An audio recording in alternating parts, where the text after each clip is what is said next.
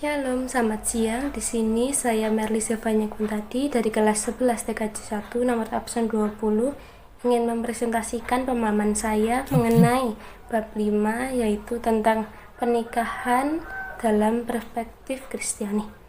Yang pertama yang ingin saya bahas yaitu permasalahan yang sering terjadi dalam pernikahan Kristen. Permasalahan dalam kehidupan pernikahan bermacam-macam, misal mengenai ekonomi atau keuangan dalam kehidupan pernikahan. Biasanya masalah ini sering terjadi dalam kehidupan pernikahan. Ada juga permasalahan-permasalahan yang lainnya, yaitu mengenai kurangnya menerima kekurangan pasangan atau perselingkuhan dan kekerasan dalam rumah tangga. Yang kedua, kita akan bahas mengenai mengidentifikasi kekerasan dalam pernikahan Kristen.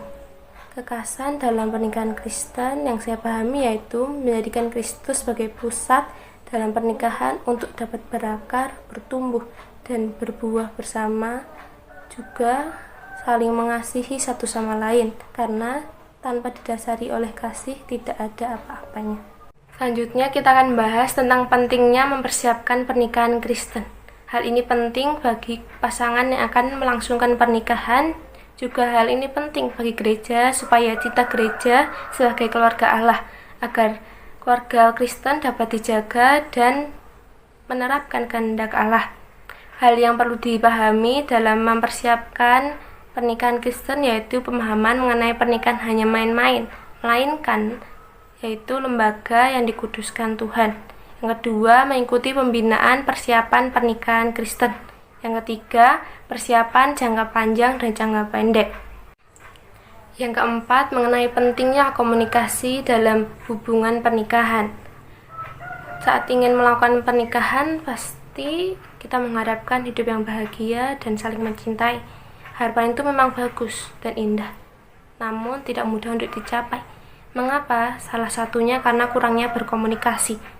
Berkomunikasi dalam hubungan suami istri sangatlah penting. Selain menjadi lebih akrab dengan pasangan, komunikasi juga menjadi solusi saat adanya masalah yang menjadikan hubungan lebih awet dan tidak salah jalan jika ada pertikaian. Yang terakhir yaitu pernikahan menuju realisasi gereja domestik. Sejak awal pernikahan dibangun secara Kristiani, gereja domestik atau gereja keluarga itu hadir. Pada hakikatnya gereja adalah kumpulan para keluarga dan pribadi Kristen. Maka dari itu, keluarga juga dapat menjadi tempat ibadah dengan relasi yang lebih akrab. Terdapat persamaan antara gereja dan keluarga Kristen, yaitu yang pertama sebagai institusi atau lembaga yang bertumbuh. Yang kedua, panggilan dan fungsi gereja sama dengan panggilan dan fungsi dari keluarga Kristen, yaitu melayani, bersekutu, dan bersaksi.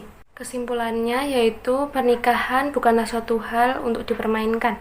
Pernikahan ialah suatu lembaga yang nantinya akan tumbuh bersama dengan Kristus. Maka dari itu persiapan dalam pernikahan sangatlah penting. Selain mengedukasi pasangan, yaitu menjadikan kehidupan pernikahan nanti yang lebih bahagia dan bertumbuh agar dapat menjadi saksi Allah bagi keluarga Kristen lainnya. Terima kasih.